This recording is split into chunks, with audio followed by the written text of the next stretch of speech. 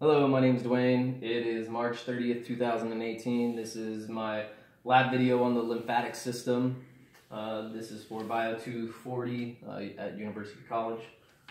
So starting off, we have the lymphatic system as I've drawn right here. You have your cervical lymph nodes right here, which would be in the neck, the cervical area, cervical region. Your tonsils, which would be about right here, anatomically. And then I drew in right here in blue the subclavian vein. This is where from the thoracic duct, it kind of dumps into the subclavian veins left and right, the lymphatic system, and that's where all the lymph gets reintroduced back into the bloodstream. And then we have our thymus right here, right superior, I guess, to, lying on top of it, but it's relatively close to the heart.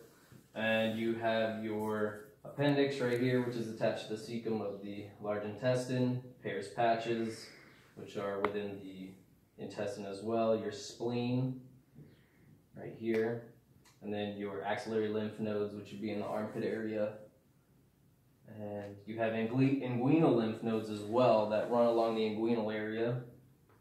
And so we have right here, this would be representative of the kind of capillary bed where all the diffusion and nutrient transport and all that happens, where they exchange nutrients, and the lymph, the extracellular fluid, goes into the lymphatic system, the lymph vessels, and that is when it is considered the lymph.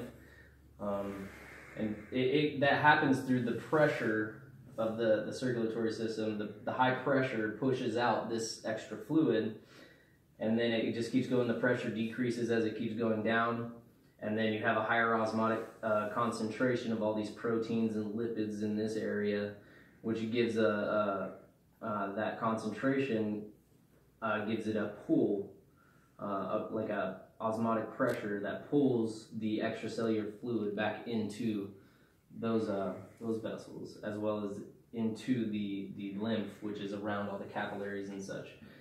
The lymph vessels themselves have the semilunar valves, which are one-way valves that allow the fluid to just travel in one direction up back into the heart.